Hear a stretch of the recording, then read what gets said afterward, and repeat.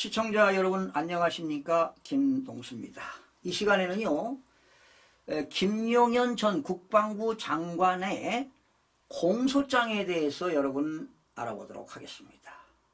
자, 검찰이 공소장을 작성해서 법원에 제출한 내용인데요, 허구성이 좀 있는 것 같아요.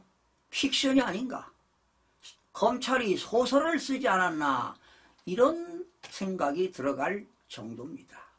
여러분, 이 공소장의 내용에는 말이죠, 총을 쏴라, 그리고 창문을 부시고 들어가라, 그리고 문짝을 도끼로 부수고 들어가서 끄집어내라. 여러분, 계엄군들이 총을 가지고 갔지만 실탄을 가지고 갔나요? 그리고 국회에 진입했을 때 무슨 사상자가 있었나요? 누가 피를 흘린 적이 있었나요? 침탈을 했나요? 전혀 없었습니다. 그런데 이 공소장에 진짜 픽션이라는 겁니다. 허구성이 많다는 것입니다. 그리고 형사소송법상이요, 공소장 유출은 명예훼손에 들어갑니다. 그리고 진술 자체가, 그러니까 자꾸 그 진술을 거부하고 있는 거 아니에요, 김용현 장관이. 날조된 진술이다 말이야. 그리고 불법 증거를 공표한다? 이거 검찰이 법원에다가 여론몰이 하는 거예요. 그럴 목적으로 이런 공소장이 잘못되었다 하는 것입니다. 그러면 결과적으로 윤석열 대통령이 헌법재판소에서 탄핵을 심판하는데 그런 탄핵 심판을 의식해서 무리수를 둔 공소장이 아니냐. 그리고 민주당이 어떤 정치적 설계가 동조되지 않았느냐. 이런 말들이 들리고 있습니다. 그리고 진술의 오염 가능성으로 법적 공방이 치열할 것으로 보입니다. 바로 이 검찰이 작성한 이 공소장은 국민을 위한 수사냐, 특정 정치 세력의 어떤 이해관계를 위한 수사냐 말이죠. 이거 밝혀야 된다는 겁니다. 자, 여러분, 검찰이 공개한 김용현 전 장관의 공소장은 충격적인 내용으로 가득 차 있다. 바로 실탄도 없는데 총을 쏴라 이거야. 무슨 도끼 만행 사건이 나옵니까? 하지만 법조계에서는 이러한 내용들이 법정에서 증거로 인정받기 어려울 가능성을 제기하고 있다. 이는 더불어민주당이 주도한 법 개정으로 조서의 증거 효력이 제한되어 있기 때문입니다. 검찰은 이를 누구보다 잘 알면서 기소장을 공개하면서 언론 플레이를 시도한 것으로 보인다. 그러니까 윤석열 대통령이 헌법재판소에서 탄핵 심판을 결정하는데 어떤 그런 것들을 의식해서 무리수를 둔 공소장이 아니냐, 이런 말들이 나오는 거예요. 검찰의 이 같은 행보에는 두 가지 목적이 엿보인다. 첫 번째 목적은 검찰이 공소장을 통해서 헌법재판소에서 대통령 탄핵 심판 과정에서 소추인, 바로 누굽니까? 더불당에서 소추인이 나왔죠? 소추인이고 윤석열 대통령은 피소추인 아닙니까? 소추인 측이 유리한 증거로 활용될 수 있도록 합니다. 난 이게 의심이 간다는 것이죠. 공정성이 없다는 거야. 그리고 실제로 27일 며칠 전에 열렸죠. 변론 기일 준비해서 국회 측이 제출한 증거, 그러니까 소추인입니다. 목록에는 언론 보도, 나도 봤습니다. 그거 27일 날 헌재에서 열린 걸 봤는데 언론 보도와 검찰 수사 내용이 들어가 있다는 거예요. 그러면 이후 심리가 진행되면서 추가 증거로 관련자들의 공소장이 제출된 가능성이 크다. 그러니까 윤석열 대통령 피소추인은 아직 그 내용을 받지 못했다. 검토해서 답변서를 제출하겠다. 뭐 이렇게 이야기를 하더군요. 이는 헌재가 범죄 행위의 입증보다는 사실은 대통령은 형사소추가 없어요. 헌법 질서의 수호에 방점을 두고 있어 검증되지 않는 내용이라도 국가기관의 자료로 채택될 수 있다는 점을 최대한 활용하려는 전략을 세운 것으로 보인다. 이 더불당에서 이제 더불당의 그 국회 법제사법위원회 소추인들은 언론에 나온 내용을 부각시키는 겁니다. 그런데 사실 여러분 방송이나 조중동 믿을 수 있나요? 가짜 뉴스가 진실을 보도하지 않고 편파적인 보도하고 있잖아요. 믿을 수가 없어요. 믿을 수가 없어. 그리고 이 좌파 유튜브에서 나온 그런 허구성 있는 가짜 뉴스를 언론에 퍼뜨려 가지고 말이죠. 그런 내용들을 헌법재판소에 제출한다? 이건 안 되는 거죠. 어불성설입니다. 헌재가 대통령을 파면을 결정할 경우 검찰 역시 유죄 입증에 유리하다는 판단이다.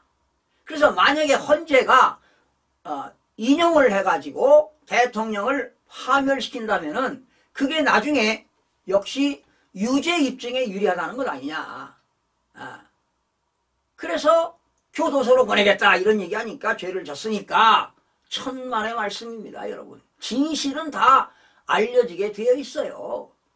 그리고 두 번째는 언론을 통해 가지고요 공소장을 공개했습니다. 바로 김 전 장관의 구속수사를 연장하기 위해서 여론 형성을 한 것이다 이렇게 보는 겁니다. 여러분 내란죄가 성립된다고요? 내란죄 성립이 안 됩니다. 윤석열 대통령 고유 권한을 가진 통치권자가 명령하면 장관, 그 밑에 참모총장, 사령관들은 상명하복해야 될 거 아니겠습니까? 항명하면 항명죄에 걸리는 겁니다, 여러분. 그런데 오늘날 대한민국 군인들이 완전히 군기가 빠졌습니다. 장성들 보면 한심스럽습니다. 한심스러워. 그러면서 내란죄라는 중대 혐의를 강조하며 여러분 내란죄가 성립이 안 된다니까요. 형법 뭡니까? 내란죄가 있고 국헌문란이 내란죄 아닙니까? 국헌문란의 형성이 안 된다고요. 형법에 나와 있잖아. 81조에. 자, 여론의 지지를 얻고자 하는 의도로 피의사실 공표 논란을 감수하고도 이 같은 선택을 한 배경에는 수사 진행의 어려움을 돌파하기 위한 계산이 깔려 있는 것으로 보인다. 여러분, 눈길을 끄는 거는요, 검찰이 공소장을 작성하는 데 있어서 민주당의 그림자가 들이온다는 의혹이 있습니다, 여러분. 초동수사 단계에서 국정원 1차장을 지낸 사람 있죠?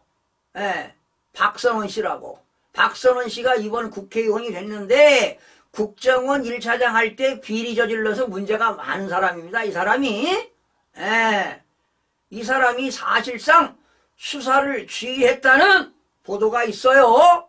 그리고 검찰청에 수사 주인 검사의 인정이 있었다는 보도 등도 있습니다. 여러분, 검찰이 독립적이고 객관적인 수사를 진행해야 되지 않습니까, 여러분? 검찰정법의 43조에는 이 검사는 정치를 하는 사람들하고 운동 등을 금지하도록 되어 있습니다, 여러분. 정치 참여 등에 금지하도록 되어 있습니다. 검찰청법 43조를 위반하게 되면 검사징계법에 의해서 검사징계법 2조에 의해서 징계를 받아야 되는 것입니다, 여러분. 검사징계법에 의해서는 검찰청법 43조를 위반하거나 직무상 의무를 위반하거나 직무를 게을리하거나 검사로서 체면이라든가 위신손상을 하는 행위는 검사도 징계를 받도록 되어 있습니다, 여러분. 그런데 이 검사가, 주인검사가 인정했다는 거 아니에요? 그러니 검찰이 독립적이고 객관적인 수사를 진행했는지 의문이 제기되는 대목이다 이 말이야. 그림자가 있다는 거야, 그림자. 더불당의 이 국정원 1차장을 지냈던 박선원 의원의 그림자가 있다는 거야, 그림자가. 어? 더불어민주당이 과거 법 개정을 통해 조서의 증거 효력을 제한한 점도 이번 사건에서 중요한 변수로 작용하고 있다. 기소장이 법정에서 힘을 잃을 가능성도 알면서 언론 플레이에 의존한 검찰의 태도가 이를 반증한다. 검찰들 말이죠. 눈치 빨라요. 에? 공정성이 없어. 이쪽이 대세일 것 같으면 이쪽으로 붙고, 에. 요즘 윤석열 대통령이 국민들이 힘을 실어주고, 에. 내란죄 성립이 안 된다. 헌법학자들이 강력하게 주장하고 있으니까 대세가 윤석열 대통령을 흐르니까 검찰들이 슬그머니 꼬랑지를 내리는 거 아닙니까? 속된 말로. 참 원래 그 권력의 그 권력이라는 게 그렇습니다, 여러분. 누구를 위한 수사인가? 검찰은 답을 해야 할 것입니다. 누구를 위한 수사냐 이 말이야. 국민을 위한 수사냐? 특정 정치 세력들과의 그런 이해관계가 있어서 그런 수사를 하는 거냐 말이야. 검찰의 발표에 따르면 대통령이 사살 명령을 내리거나 뭐 이성윤 중앙지검장 했던 국회의원 있잖아요. 뭐 100년도에 가서 수장하라고요? 이거 다 허구성 있는 겁니다. 픽션입니다. 픽션. 소설 쓰는 거예요. 이러한 내용은 증언과 추정에 근거한 것이 대부분입니다. 하지만 이 증언들조차 진술 오염의 가능성을 배제하기 어렵다는 점에서 공판 과정에서 치열한 법적인 공방이 예상이 되는 것입니다, 여러분. 변호인 측은 김 전 장관에게도 무죄 추정의 원칙이 적용되어야 한다며 검찰의 행태를 비판하기도 했습니다. 하지만 이러한 논리가 법원에서 어떻게 받아들여질지는 미지수입니다. 결국 이번 수사는 국민을 위한 것인지 특정 정치 세력의 이해관계를 위한 것인지 의문을 남기고 있습니다. 검찰이 민주당의 정치적 설계를 동조했는지 아니면 개별 검사의 정치적 욕심 때문인지 아직 명확하지는 않습니다.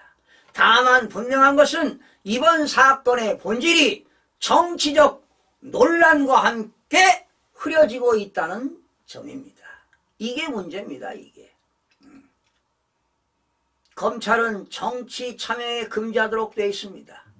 그런데 그 검찰이 민주당 설계에 동조를 했는지 아니면 그 개인적으로 개별 검사가 어떤 정치적인 야망과 욕심 때문인지 아직 명확하지는 않습니다.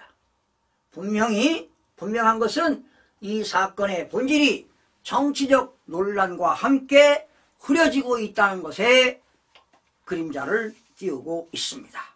바로 김용현 전 장관의 공소장에 드리운 민주당의 그림자, 정치적 설계를 동조했는지 의구심이 들어갈 따름입니다.